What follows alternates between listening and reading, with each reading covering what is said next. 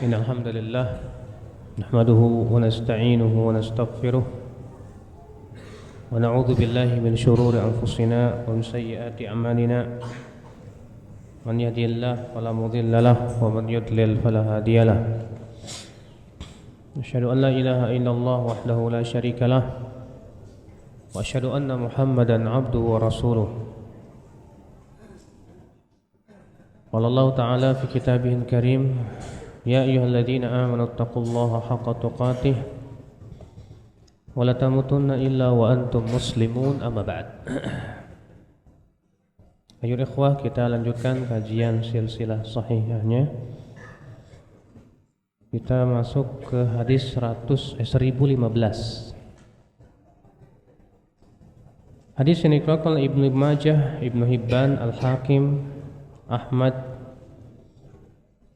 Abu Ishaq Al-Harbi dalam Gharibul Hadis, Hammam dalam Al-Fawaid dari jalan Muhammad bin Ajlan, dari Sa'id Al-Maqburi dari Abu Hurairah.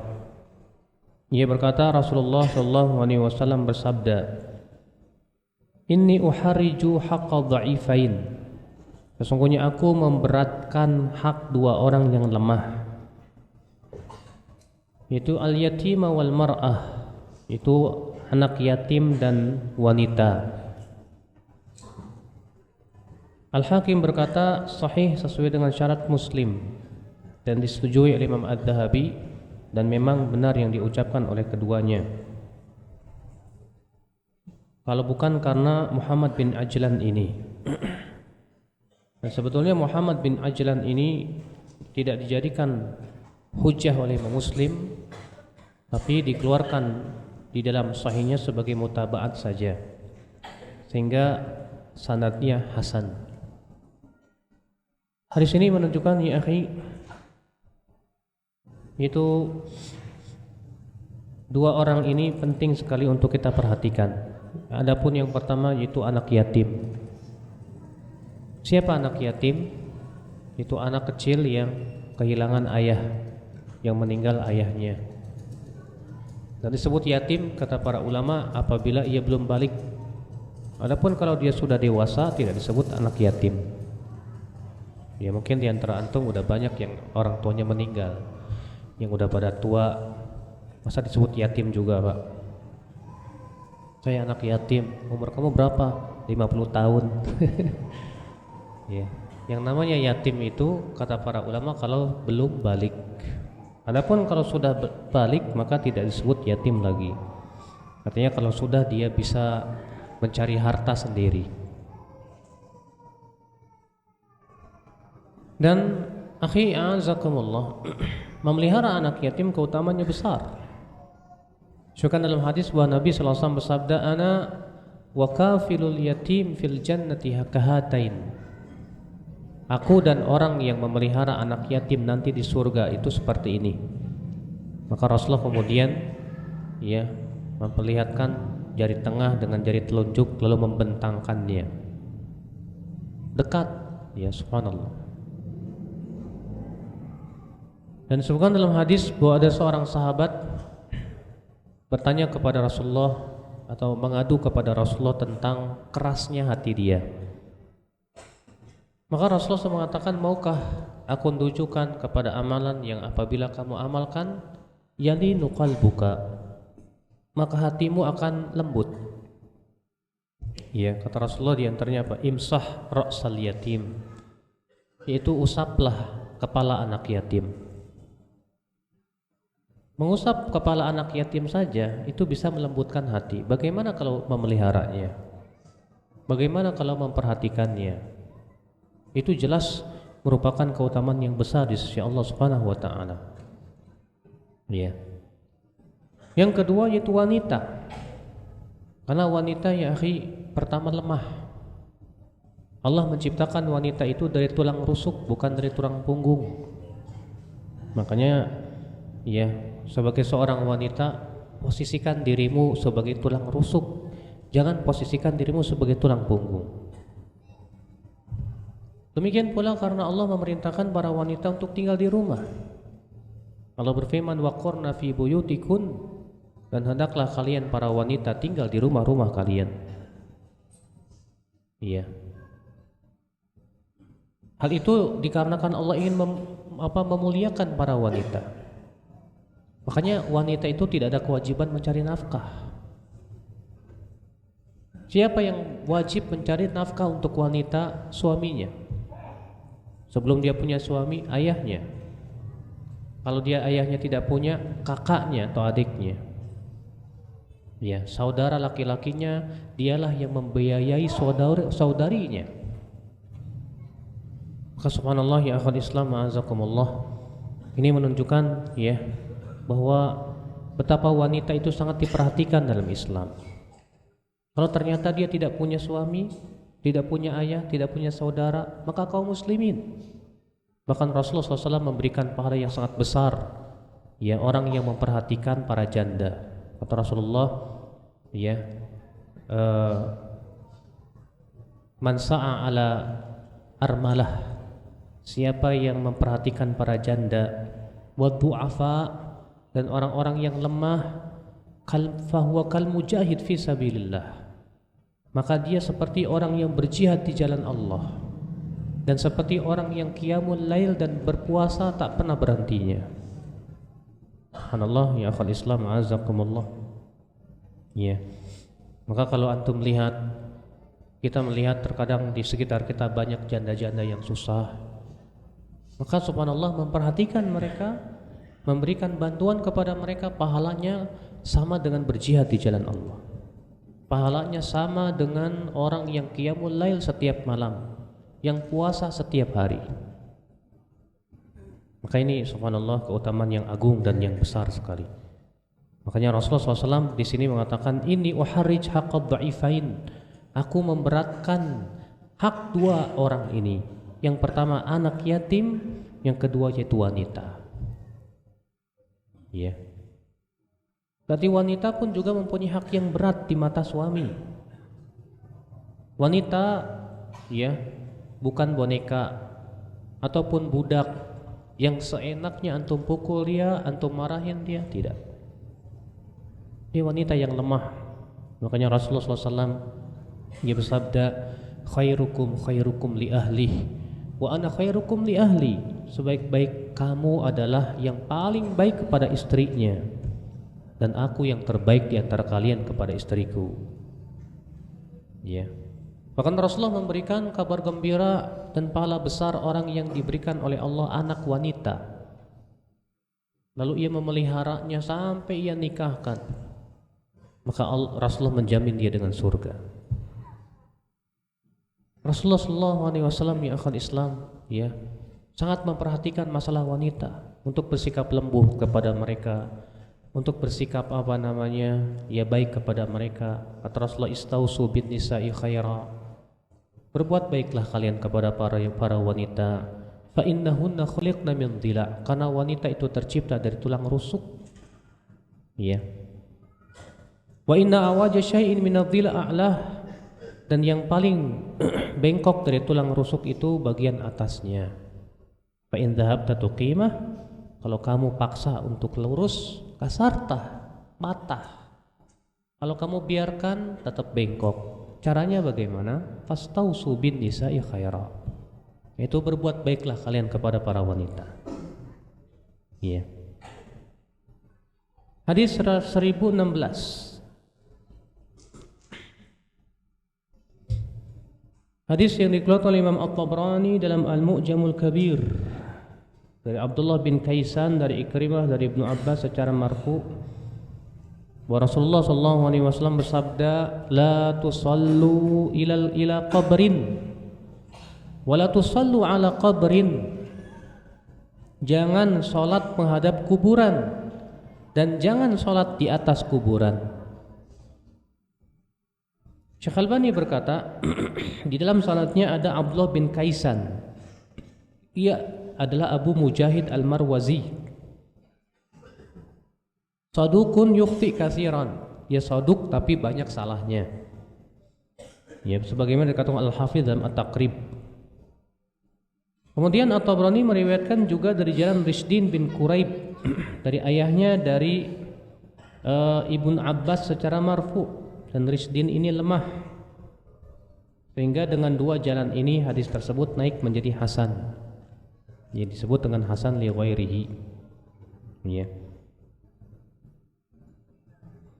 Dan hadis ini mempunyai dua syahid dari hadis Abu Sa'id Al-Khudri dan hadis Anas, dan itu saya takhrij kata beliau dalam kitab lain, yaitu dalam kitab Tahdzirus Sajid, sehingga hadis ini menjadi sahih. Hadis ini akhi menunjukkan larangan sholat menghadap kuburan. Ya, kadang kita lihat banyak sekali masjid-masjid di Indonesia ini, di depan masjidnya mirip persis kuburan, bukan mirip ya, persis kuburan. Maka yang seperti ini terlarang. Kenapa? Karena Nabi SAW melarang sholat menghadap apa? Kuburan. Kecuali kata para ulama, kalau memang kuburan itu punya pagar sendiri, masjid punya pagar sendiri, di antaranya ada jalan lalu lalang, nggak masalah. Tapi ini adanya di halaman masjid, masuk dalam masjid, maka pada waktu itu kita terkena ya larangan ini, yaitu sholat menghadap kuburan. Demikian pula sholat di atas kuburan. Ya, sebagian ulama menafsirkan yang dimaksud dengan sholat di atas kuburan artinya sholat di perkuburan. Nah, kadang kalau kita lihat subhanallah di Indonesia ini masjid itu malah dikelilingin kuburan, Pak.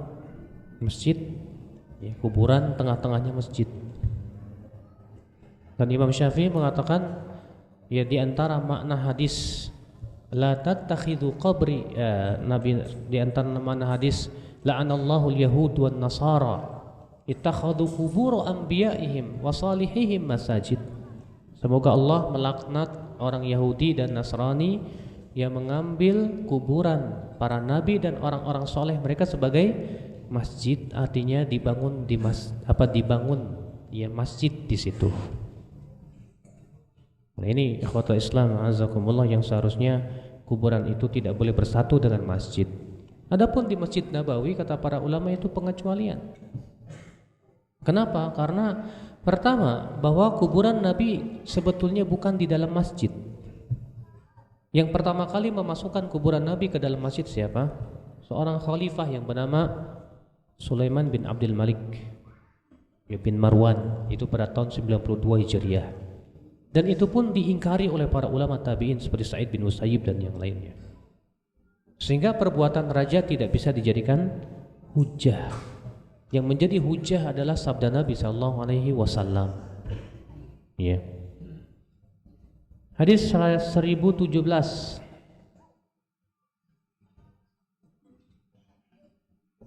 Hadis yang diriwayatkan oleh Imam Bukhari dan Muslim dari jalan Abil Ghais dari Abu Hurairah. Ia berkata, kunna julusan inda Nabi sallallahu alaihi wasallam. Kata Abu Hurairah, kami pernah duduk-duduk di sisi Nabi sallallahu alaihi wasallam. Idz nazalat alaihi suratul Jumu'ah. Tiba-tiba diturunkan kepada Rasulullah surat Al-Jumu'ah. Falamma qara'a, ketika Rasulullah membaca ayat ini, wa akharina minhum lamma yalhaqu bihim, dan orang-orang selain mereka di antara mereka yang belum menyusul mereka. Qala rajulun, ada seorang sahabat berkata, man haula ya Rasulullah, siapa orang-orang yang akan datang yang belum datang itu? Ya. Falam yuraji'hu Nabi sallallahu alaihi wasallam, namun Nabi sallallahu alaihi wasallam tidak menjawabnya. Hatta sa'altu marratan aw marrataini aw thalathan. Sampai-sampai aku bertanya kepada Rasulullah sekali, dua kali, sampai tiga kali. Siapa mereka ya Rasulullah? Wa fina Salman Al-Farisi, sementara pada kami ada Salman Al-Farisi. Qal fa wada'a an-nabiy sallallahu alaihi wasallam yadahu ala Salman. Maka Nabi sallallahu alaihi wasallam meletakkan tangannya di atas Salman, ya ke Salman. Kemudian bersabda, "Lau kana al-imanu 'inda Thuraya lanarahu rijalun min haula," yakni Salman Al-Farisi. Kalaulah iman itu berada di langit, pasti akan dicapai oleh ya lelaki-lelaki dari mereka, yaitu Salman Al-Farisi. Ya. Syekh Albani berkata, dan telah sahih juga dengan lafaz lain, yaitu dengan lafaz "Lau kana ad-dinu 'inda Thuraya la dhahaba bihi rajulun min Faris aw qal min abna'i Faris hatta yatanawalahu." Kalaulah agama itu berada di langit, pasti akan dibawa oleh seorang laki-laki dari Persia atau dari anak Persia sampai ia pun menggapainya. Dikeluarkan oleh Imam Muslim dan Ahmad dari jalan Zaid bin Al-Asam dari Abu Hurairah secara marfu. Iya. Dan juga mempunyai jalan lain dari hadis Abu Hurairah dan disebutkan di dalamnya ada sebab wurudnya, ya, sebab terjadinya hadis tersebut, yaitu yang dikeluarkan oleh Ibnu Abi Hatim dan Ibnu Jarir dari jalan Muslim bin Khalid dari Al-Ala bin Abdurrahman dari ayahnya dari Abu Hurairah, bahwasanya Rasulullah SAW membaca ayat ini, "Wa in tatawallaw yastabdil qauman ghairakum wa la yakunu amsalakum."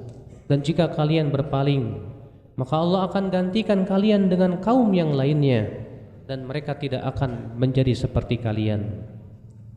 Qalu, para sahabat berkata, "Ya Rasulullah, man haula'i alladziina in tawallaina ustubdila bina?" Wahai Rasulullah, siapakah orang-orang yang apabila kami telah pergi, ya telah tiada, maka orang mereka itu akan menggantikan kami. Kemudian mereka tidak akan menjadi seperti kami. Qala fadaraba yadahu ala katifi Salman Al-Farisi. Maka Rasulullah pun memukul tangannya ke pundaknya Salman Al-Farisi. Tsumma qala, kemudian Rasul bersabda, "Hada wa qaumahu." Ini dan kaumnya. Ya. Lau kana ad-dinu ya inda Thuraya, kalaulah agama itu berada di langit, maka pasti salah seorang dari Persia itu akan menggapainya, kata Rasulullah SAW. Dan lafaz ini bersendirian padanya Muslim bin Khalid Az-Zanji. Ya. Dan ia seorang lemah dari sisi hafalannya. Namun hadis ini mempunyai syahid dari hadis Ibnu Umar, yaitu hadis ke-1018. Wa Ibnu Umar berkata, "Ra'aitu ghanaman katsiratan sauda, dakhalat fiha ghanamun katsiratun biyad." Aku bermimpi melihat kambing-kambing yang banyak berwarna hitam. Kemudian masuk padanya kambing-kambing yang banyak berwarna putih. Qalu fama awwaltahu ya Rasulullah. Lalu para sahabat berkata, "Hai Rasulullah, apa takwilnya?" Qal al-ajam. Kata Rasulullah, mereka adalah kaum Ajam. Kaum Ajam itu selain Arab. Ya, selain Arab itu disebut apa? Ajam. Mereka adalah kaum Ajam, kata Rasulullah SAW. Yashrakunakum fi dinikum wa ansabikum. Mereka akan bersekutu dengan kalian dalam agama dan nasab kalian. Qalu al-ajam ya Rasulullah. Maka para sahabat berkata, orang-orang Ajam hai Rasulullah. Kata Rasulullah, "Lau kana al-iman mu'allaqan bi-thuraya lanalahu rijalun minal ajam wa as'adahum bihin nas." Kalaulah iman itu tergantung di langit, pasti akan digapai oleh orang-orang Ajam. Iya. Dan pastilah mereka orang yang paling bahagia mendapatkannya. Dikeluarkan Imam Al-Hakim dari jalan Hashim bin Al-Qasim, ia berkata, "Haddatsana Abdurrahman bin Al-Asl."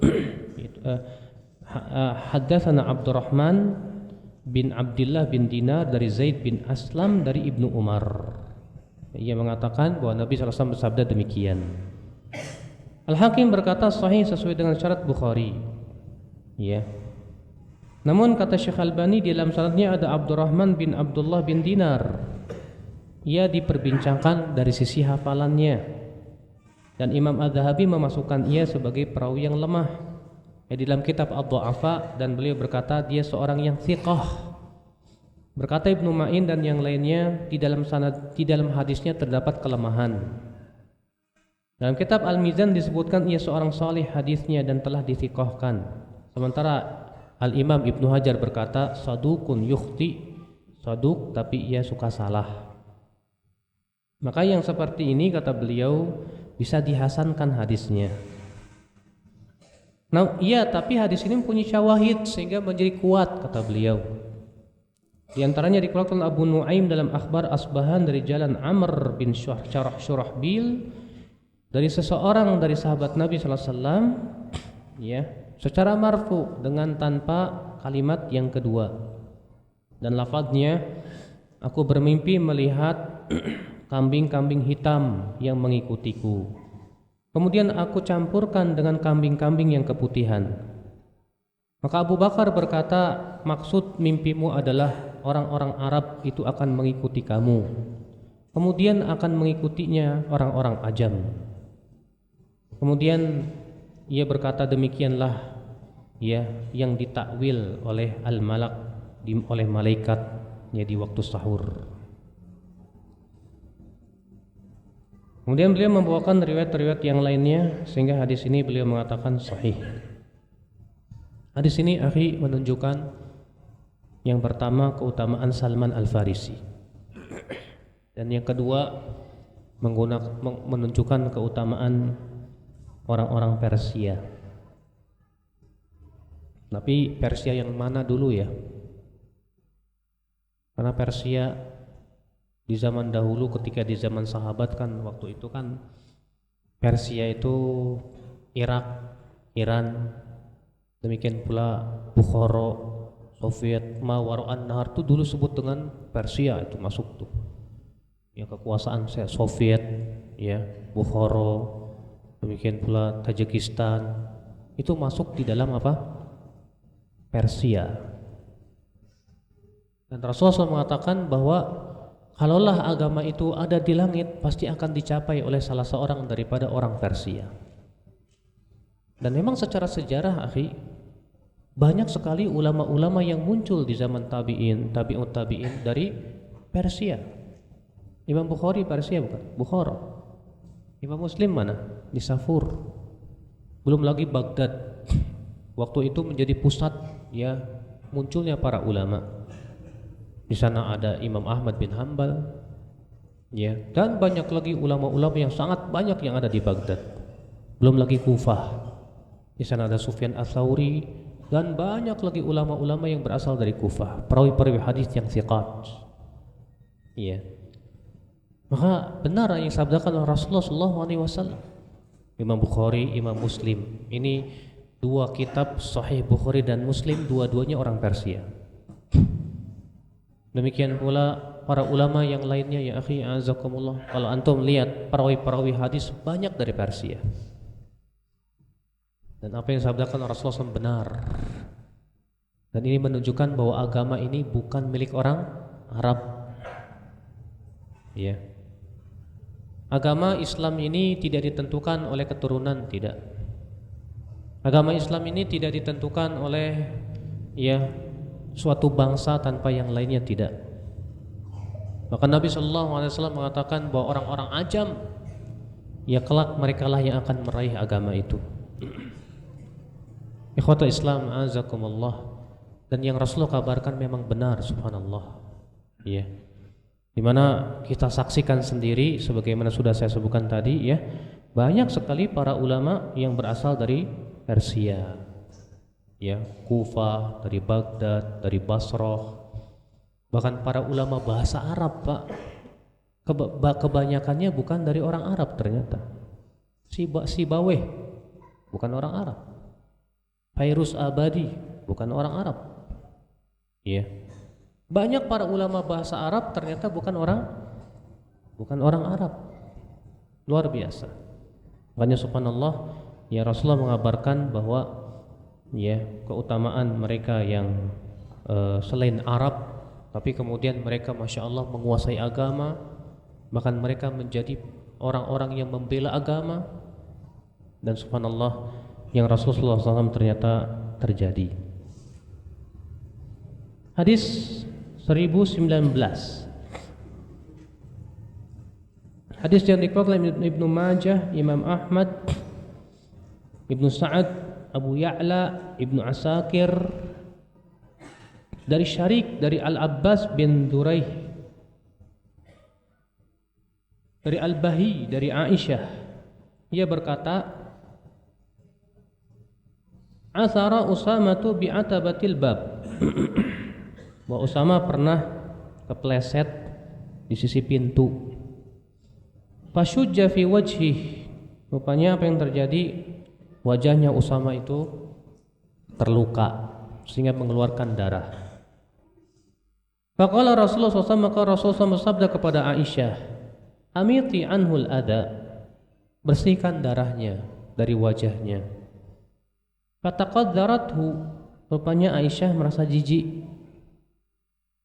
Faja'ala yamussu anhu ad-dam wa yamujjuhu fi an wajhihi.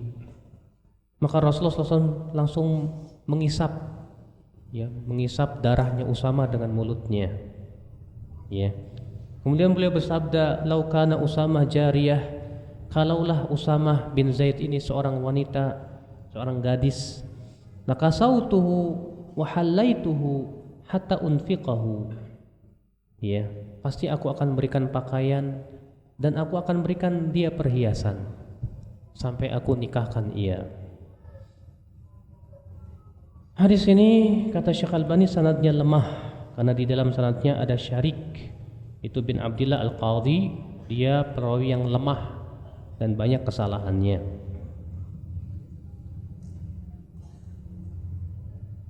Namun hadis ini kata beliau menjadi naik dari jalan lain, diriwayatkan Ibnu Asakir dari jalan Abu Ya'la, dan ini dalam musnadnya.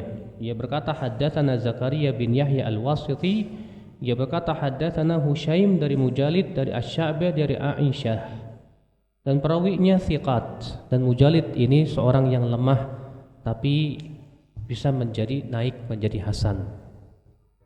Kemudian aku menemukan syahid yang mursal dan kuat, yaitu dikeluarkan Ibnu Sa'ad. Ia berkata akhbarana Yahya bin Abbad, ia berkata haddatsani Yunus bin Abi Ishaq, ia berkata haddatsana Abu Safar. Ya. Dan sanad ini sahih tapi sayang mursal, maka semakin menaikkan lagi derajatnya. Hadis ini akhi menunjukkan keutamaan Usama bin Zaid. Usama bin Zaid ini anaknya siapa? Usama bin Zaid bin Harithah. Di mana Usama bin Zaid ini ya ayahnya putih tapi anaknya hitam. Usama ini hitam, ya, kulitnya. Sampai-sampai sebagian sahabat ada yang meragukan, ini anaknya Zaid apa bukan? Sampai kemudian ada seorang ahli nasab ketika melihat Usama dengan ayahnya sedang tidur dan terbuka ya dua-duanya kakinya, langsung ahli nasab ini berkata, ini dari ini. Mendengar itu Rasulullah sangat gembira sekali. Iya. Rasulullah sangat cinta kepada Usama.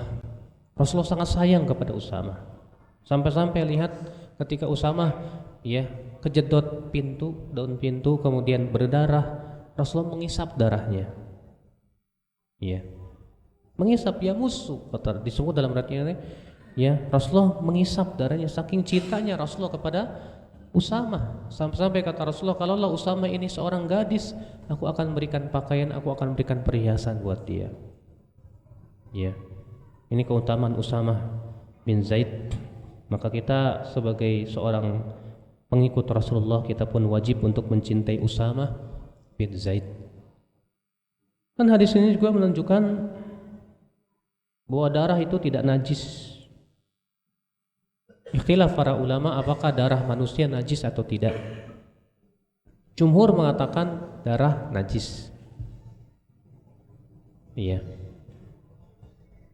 Sementara sebagian ulama mengatakan darah itu tidak najis, dan ini pendapat yang dikuatkan oleh Syekh Utsaimin rahimahullah, demikian pula Syekh Albani rahimahullah. Hujahnya adalah bahwa di zaman Rasulullah banyak sekali sahabat-sahabat yang terluka-luka, dan mereka sholat dengan luka-luka mereka sementara darah mengucur, dan tidak ada satupun perintah Rasulullah untuk mencuci baju-baju mereka yang terkena darah. Demikian pula ketika Sa'ad bin Mu'adz dirawat di masjid, ya, sementara darahnya mengucur di masjid.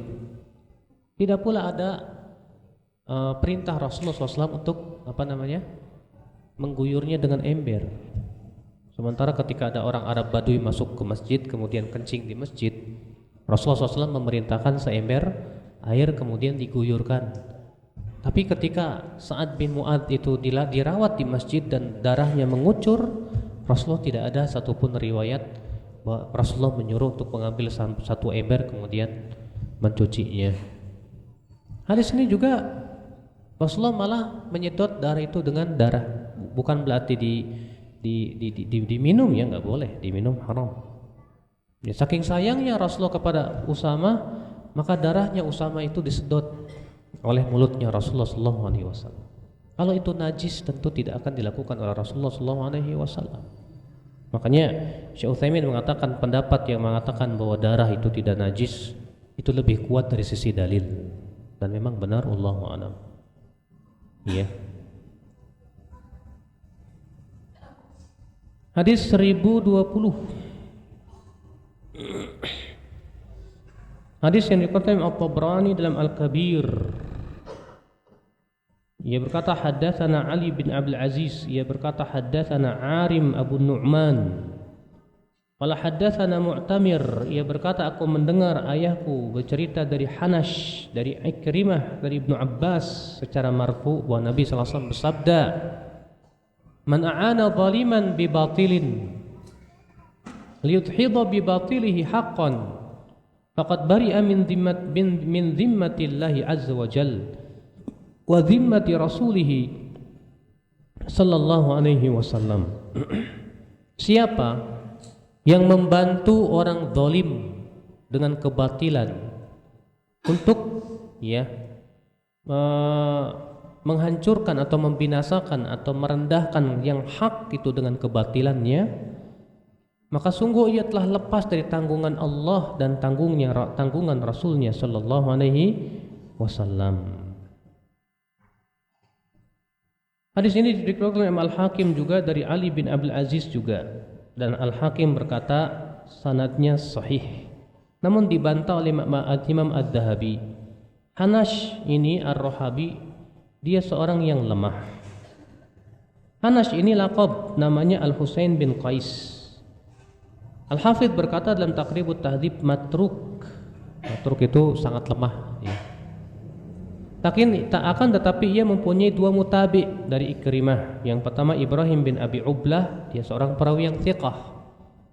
Yang kedua Khusaif, ia seorang yang soduk namun buruk hafalannya dan berubah di akhir hayatnya hafalannya tersebut. Sehingga dengan mutabaat ini hasan hadis tersebut. Ya.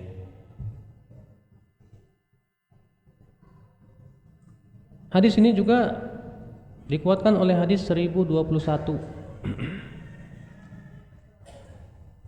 Hadis yang diriwayatkan oleh Ibnu Majah dari jalan Husain Al-Muallim dari Matar Al-Warraq dari Nafi dari Ibnu Umar secara marfu bahwa Rasulullah SAW bersabda, "Man a'ana 'ala khusumatin bidzulmin aw yu'inu 'ala dzulmin lam yazal fi sakhatillahi hatta yanzi'." Siapa yang membantu persengketaan dengan kezaliman atau membantu di atas kezaliman, maka senantiasa Allah akan murka kepada dia sampai ia meninggalkannya. Kata Syekh Albani, sanad ini hasan, perawinya semua thiqat, perawi Muslim. Hadis ini menunjukkan akhi haramnya membantu orang yang berbuat zalim. Wajiban kita sebagai seorang muslim akhi membantu orang zalim itu dengan cara menghentikan kezalimannya. Makanya sukan dalam hadis lain Rasulullah bersabda, "Unsur akhaka zaliman aw madluman."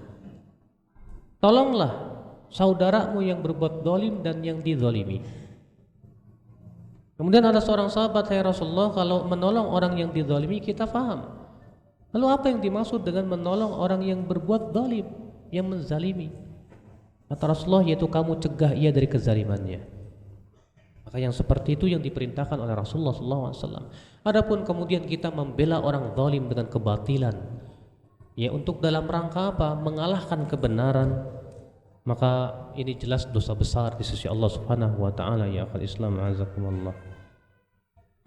Hadis 1022. Hadis yang dikeluarkan oleh At-Tirmidzi, Ibnu Majah, Al-Hakim, Al-Khatib dalam At-Tarikh dari jalan Abdul Hamid bin Sulaiman Al-Ansari, saudara Fulaih, dari Muhammad bin Ajlan dari Ibnu Uthaymah Al-Basri, dari Abu Hurairah secara marfu bahwa Nabi sallallahu alaihi wasallam bersabda, "Idza atakum man tardawna khuluquhu wa dinahu fazawwijuhu."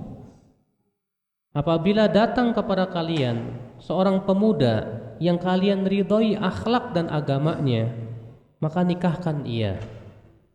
Illa taf'alu, jika kalian tidak melakukan itu, takun fitnatun fil ardi wa fasadun ka'arid, maka akan terjadi fitnah di muka bumi ini dan kerusakan yang menyebar. At-Tirmidzi berkata, Abdul Hamid bin Sulaiman diselisihi, di mana Al-Laits meriwayatkan dari Ibnu Ajlan dari Abu Hurairah secara mursal. Al-Hakim berkata, Sahihul Isnad. Al-Bukhari berkata hadis Laits itu lebih kuat, artinya secara mursal tersebut. Namun Syekh Al-Albani rahimahullah mengatakan bahwa hadis ini sahih juga secara marfu, wallahu alam. Hadis ini menunjukkan, akhi, apabila ya anak antum misalnya dilamar oleh seorang pemuda, dan pemuda tersebut antum tahu dia orangnya akhlaknya baik, agamanya juga baik, dan anak antum pun juga sudah setuju sama dia, maka kata Rasulullah, nikahkan. Sebab kalau tidak demikian maka akan terjadi fitnah di muka bumi dan kerusakan. Iya. Nah, hadis ini difahami demikian. Kenapa? Karena ada hadis lain yang menjelaskan, ya, yaitu bahwa masalah persetujuan itu dikembalikan kepada siapa? Si wanita. Makanya kata Rasulullah SAW, al-bikru yusta'dzan, ya, yusta'mar. Seorang anak gadis itu wajib dimintai persetujuannya. Kalau dia setuju, ya maju. Kalau nggak setuju, ya nggak apa-apa. Artinya nggak usah maju. Seorang misalnya antum datang mau melamar seorang wanita, rupanya si wanita tersebut nggak mau. Kemudian antum berhujah dengan hadis ini. Ukhti, apa ukhti nggak takut sama Allah? Kenapa? Karena Rasulullah mengatakan kalau datang kepada kamu seorang pemuda yang kamu ridhoi akhlaknya dan agamanya, kemudian ditolak, nanti akan terjadi fitnah. Kita katakan, ya, ini pemahaman yang salah.